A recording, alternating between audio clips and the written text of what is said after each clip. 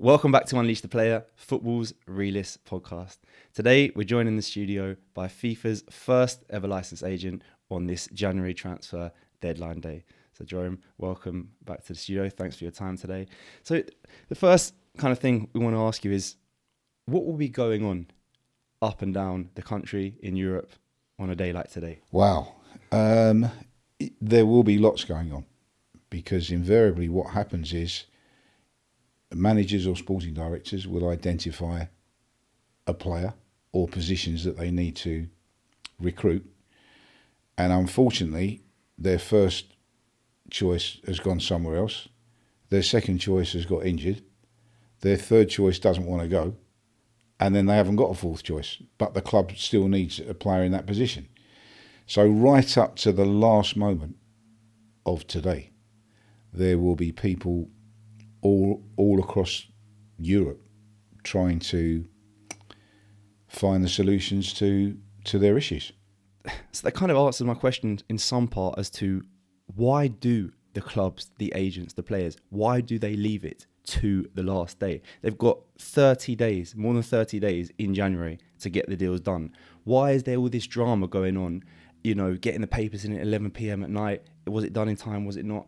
What are people waiting for? That's a great question, and that's something that I used to spend a long periods of time speaking to various managers and club chairmen and sports directors, like, why are you leaving it to the last minute? And invariably the answers are, well, right up until the last minute, we don't always know exactly what we're looking for. So, for example, we saw a couple of teams in the last week or so that were looking for players in certain positions, and then they play a game on a Saturday in the Premier League, and two players get reasonably long-term injuries in positions that they weren't looking to improve upon. So their whole thought process has changed right up to the last weekend of games before the end of the transfer deadline. So it's precarious, and you have to adapt to whatever's happening to your team at that particular time. What will an agent's life look like? Well, personally, I had the history of being an agent that wasn't always trying to move players around, because my feeling was, if you sign a contract with a club, it's like entering a marriage. You do it for the right reasons, and then it becomes, in effect, the club's decision whether or not they're going to keep the player or want the player to find pastures new. So this particular day was never like crazy for me, unless something particularly came out of the woodwork, and it has happened on more than one occasion. So yes, myself and my team were always looking to find out really what clubs were looking for, and if we had players in those positions that we believed were potentially going to be available, of course we would be trying to get the best possible opportunities for those players. You say that there were some examples when things did come out of the woodwork for you on this particular day. Can you tell us any stories? Transfer deadline day in my career was, first of all, the whole season. That changed to then the end of March. Then they stopped that and made it till the end of January, because the governing bodies felt that it was too unfair on the lesser clubs, because all that would happen is that as the more successful and more monetary strong clubs could basically buy the best players. So in effect, you'd have 4, 5, 6 clubs that would win everything, which is still actually the case today. So fundamentally, all the changes to the transfer market have not meant that, apart from when Leicester won the Premier League, the biggest clubs, in inverted commas, have continued to dominate the domestic and international market. Would that, at least the changes to the rules, would that at least have made the state of mind of players, agents, managers a bit more peaceful, knowing that the players weren't just going to up and leave at any point during the season? Yeah, I think so. Yes, I believe that is that's a valid point. But you know, using a football cliche, at the end of the day, it is all about supply and demand, and players are part of that program. And you know, as we've seen, even up until the end of this particular transfer window, Manchester City, for example, on the back of, by their standards, an indifferent period with their resources, and obviously within the financial fair play arena, which is a big question mark around them at the moment, they've gone out and they've gone bang, bang, bang, and they've bought in some players, one of which I think is going to be an incredible addition to the Premier League, The forward. In an effort to do as well as they can, and keep moving forward as a great football club. But I can remember Man City going back a few years now, where literally with a week to go to the start of the season, which was also close to the end of that particular transfer window, they had no manager and they had one player. And you're going to tell us about Well, your involvement there, because you were fundamental in the start of this. Yes, and this kind of Man City dominance. I literally slept at the training ground, which they used to have, and with two telephones, and within the time frame was able to put together the manager, which was ended up being Sven-Göran Eriksson, and a multitude of players that up until Christmas of that year were top of the league. So all the players that came in, they were all good players, within the budgetary requirements that the owners had at the time. And they had, I think if you ask most Man City fans, or a lot of Man City fans, that was arguably amongst the most exciting times in their fan history, because Man City, who are and have been a greatly supportive football club, even when they were in the lower leagues, they used to sell out Main Road. Great fans. It was like winning the lottery. They could not believe what was happening. And then to start the season, I think the first game they won at West Ham, and that they kicked on from that, and they beat Man United twice that year, which I don't think they'd done for a long, long time. And it was an amazing time for the club, not only for the players, but obviously for the fans as well. So that's an example of, if you've got the connections and you have, you know, the knowledge and the experience, you, even under that enormous amount of pressure, you can make things happen that benefit the club. So certainly you'd say your craziest and perhaps most successful, effective transfer window. I would say so, yes. Yeah, I would say so, because it meant so much. I mean, can you imagine a week before the season starts, you haven't got a manager, you've got no players. One player they had. Can you share with us any of your craziest either deadline day stories? You mentioned you were an agent who liked to get his work done before deadline day, so perhaps any kind of January transfers, any of your maddest stories that maybe didn't fell through at the last as well. I seem to remember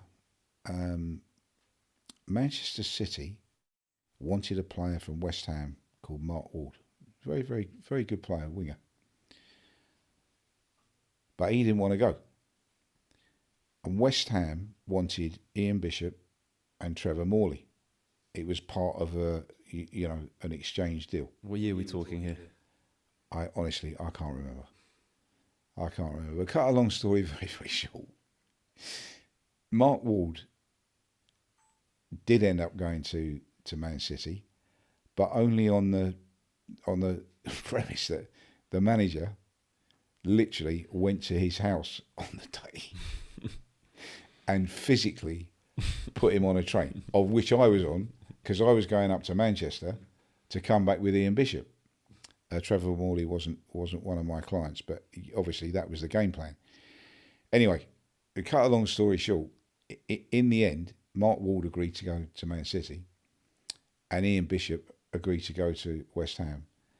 And at the last minute, Trevor Morley said that I think he had a horse, and the horse had to be looked after. And remember, this is like on the day of the last day.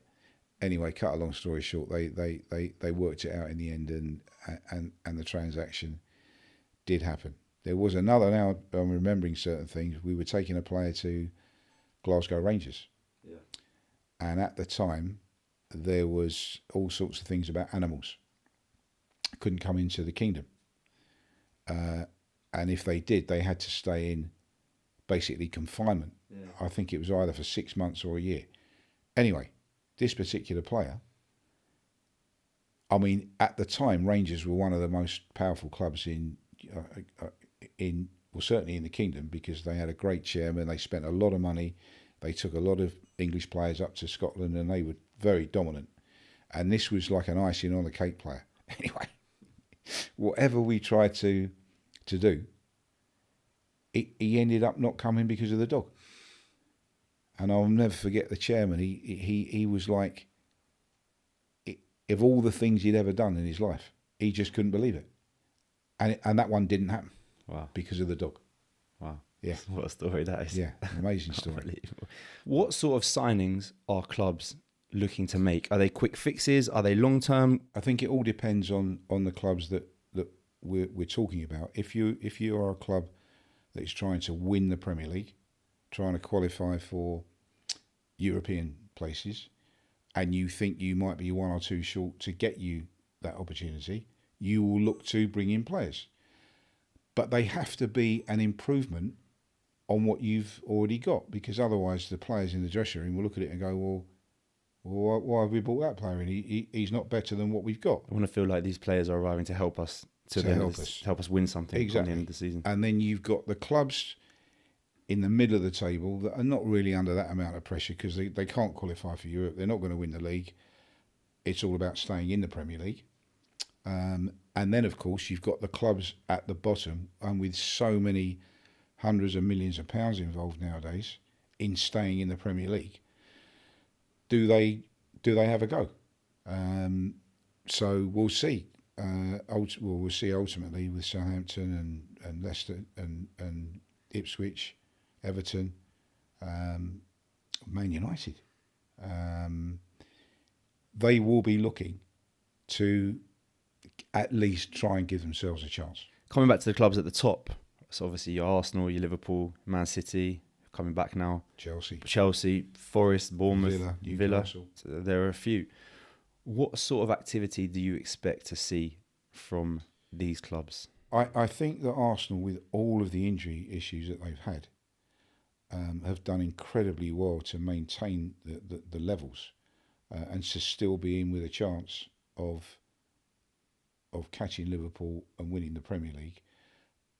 I mean, it's obvious that they do need to try and bring in some more bodies, because the players are, running on air. Saturday, Tuesday, Saturday, Wednesday. And they're still in Europe with a great chance of going further in the Champions League.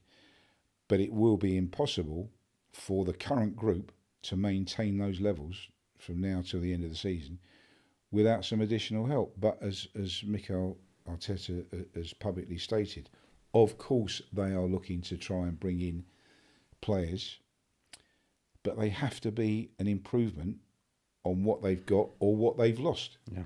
And the January transfer window is incredibly difficult to achieve that, because no clubs want to sell their best players, because clubs all around Europe in particular are looking for the same results as the clubs in the Premier League. So whether it's to stay in the Bundesliga or stay in Serie A, right? It's a difficult moment. However, because of the strength financially of the Premier League, it does make it more difficult for clubs in Europe not to accept probably higher offers than maybe what the players are maybe worth, in an effort to achieve their goals.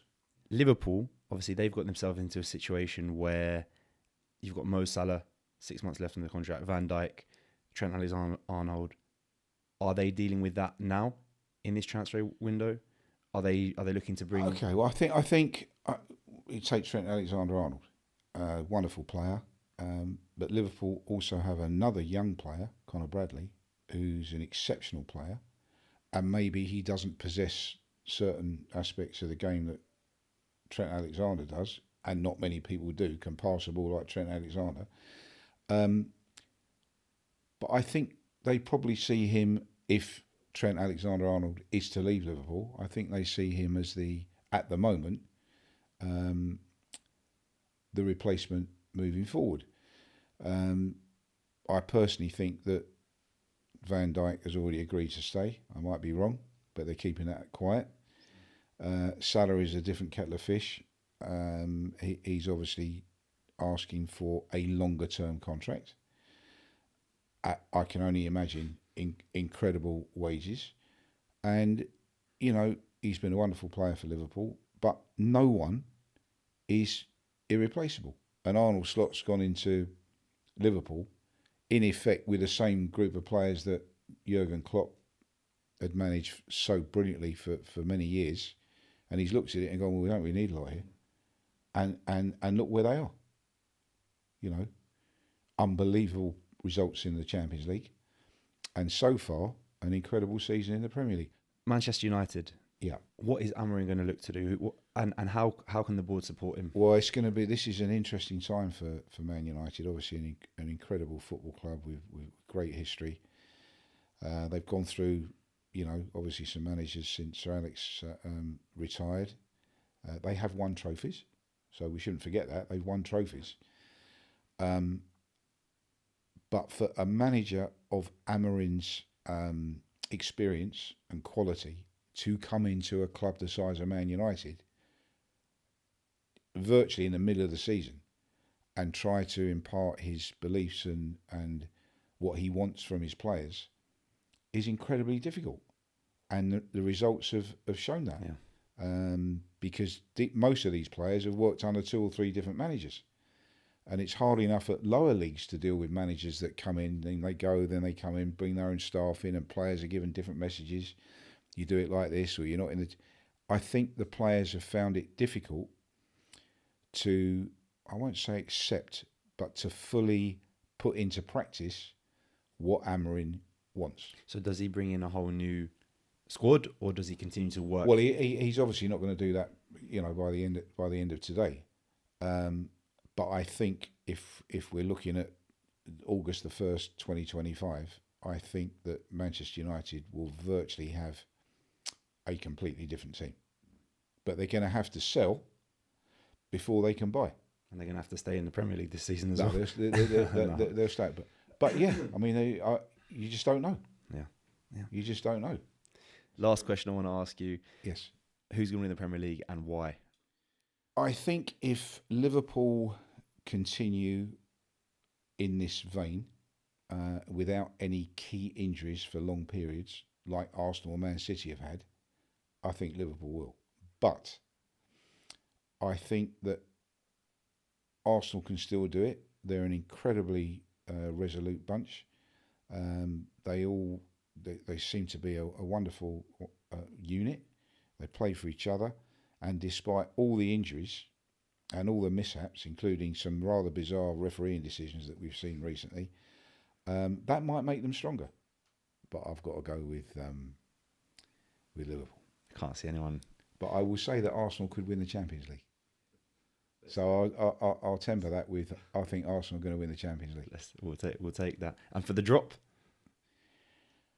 Well, Southampton, unfortunately, they got far too much to climb. I think Ipswich have been a bit unfortunate. I think they've got a very good coach. But again, to do well in the Premier League, you have to have Premier League players. Yeah. And as good as their players have been, and as honest as they are, the work rate and everything else, it's tough for them. And Leicester, if the Leicester squad has been, even up until this day, improved, I think they've got a chance of staying up. I think so.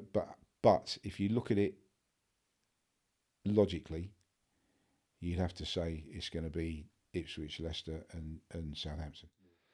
All right, Dad, well, conscious of your time. So Liverpool for the Premier League, Arsenal for the Champions League. Yes. Thanks for joining us today. Pleasure. And, good luck with see you everything. soon. Thank you. You too.